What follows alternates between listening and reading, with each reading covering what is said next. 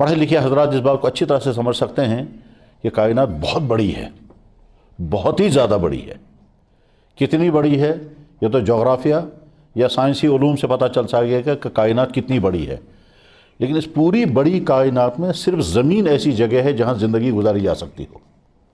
Life support system جس میں بہت کچھ ہونا چاہیے وہ صرف زمین پر ہے، اور کسی سیارے پر نہیں، کسی ستارے پر نہیں، کسی گلیکسی میں نہیں، کسی ملکی وے میں نہیں، صرف زمین ایسی جگہ ہے کہ جہاں زندگی گزارنے کے وسائل پیدا کیے گئے۔ ان وسائل میں ہوا، پانی، غذا، انرجی اور وٹامنز اور کیا کیا۔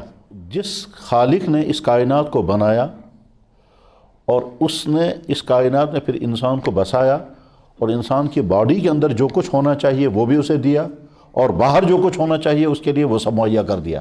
اسی کائنات کے خالق نے انسان کو زندگی گزارنے کا اصول بھی بتایا۔ پیدا بھی ہم نے ہی کیا، زندگی کیسے تم گزارو گے وہ بھی ہم ہی اصول بتائیں گے۔ جانور ہم نے پیدا کیا تو ہم ہی بتائیں گے کس جانور سے آپ کیا فائدہ اٹھا سکتے ہیں، کس کا دودھ پی سکتے ہیں، کس کا گوشت کھا سکتے ہیں، کس کا نہیں کھا سکتے۔ پیدا کرنے والا ہی بتائے گا کہ کس چیز کا استعمال کیسے ہوگا۔ اب جب اللہ تعالیٰ شانو فرما رہے میں نے ہی کائنات پیدا کی، میں نے ہی تم کو پیدا کیا، تمہاری زندگی گزارنے کے لیے جتنے وسائل تمہیں درکار تھے وہ سارے میں نے مہیا کر دیے، تو زندگی کیسے تمہیں گزارنی چاہیے وہ بھی میں ہی طے کروں گا۔ اس کو قرآن میں 2 لفظوں میں بیان کیا گیا، الا لہ الخلق والامر۔ اچھی طرح سے سنو کہ جس نے کائنات کو پیدا کیا فیصلہ بھی اسی کا ہوگا، قانون بھی اسی کا چلے گا۔ جناب جس نے کمپیوٹر بنایا وہی بتائے گا کہ اس کی یوزنگ کیسے ہوگی، جو مکان بنانا چاہ رہا ہے وہی طے کرے گا کہ اس مکان کو مجھے کیسے بنانا ہے، جس نے زمین کا پلاٹ خریدا وہی ڈیسائیڈ کرے گا اس پلاٹ میں مجھے کیا کرنا ہے، گھر بنانا ہے، دکان بنانی ہے، یا کچھ اور کرنا ہے، یا بیچنا ہے، کیونکہ اس کا مالک ہے۔ تو اس کائنات کے خالق نے جیسے کائنات کو پیدا کیا اور کائنات کے تمام چیزوں کو پیدا کیا، پھر انسان کو بسایا، پھر ہر مخلوق کو وہ کچھ عطا کیا جو اسے چاہیے۔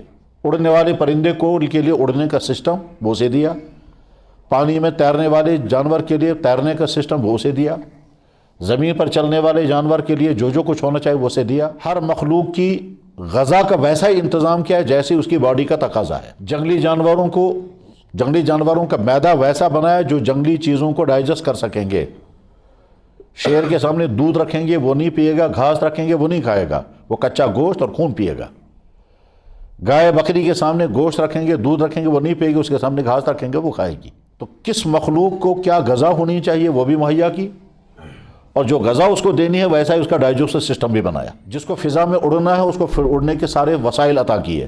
اس کے بعد اب اللہ تعالیٰ فرمائیں کہ میں نے اب تم کو زندگی گزارنے کے لیے جو اصول مجھے بتانا ہے وہ اصول اللہ نے 2 ذریعوں سے دیا، ایک کتاب اور ایک کتاب لے کر آنے والا کوئی شخص۔